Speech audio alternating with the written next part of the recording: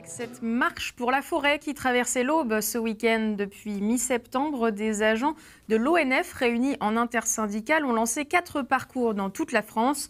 Leur but, aller d'étape en étape à la rencontre des citoyens pour les alerter sur leurs craintes autour de la gestion actuelle et future des forêts publiques.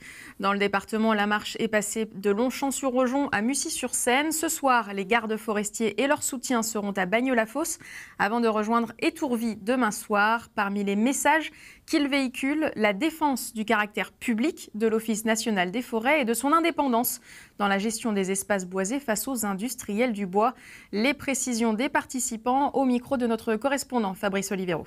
On dénonce une dérive dans la gestion qui est une dérive qui va vers ce que nous on appelle une gestion privée par opposition à une gestion publique, c'est-à-dire une gestion qui se centre vers des intérêts financiers, des intérêts économiques, au dépit des missions sociales, des missions environnementales qu'assurent l'ensemble des forêts.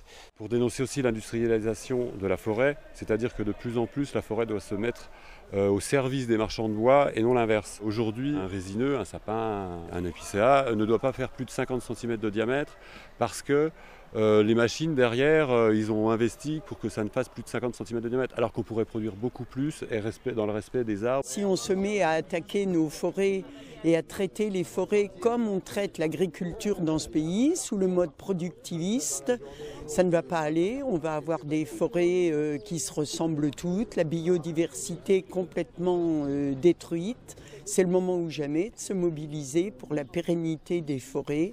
Et toutes les marches convergeront vers la forêt de Troncet dans l'Allier pour un grand congrès autour de cette thématique fin octobre. Les infos complémentaires sont sur notre site canal32.fr.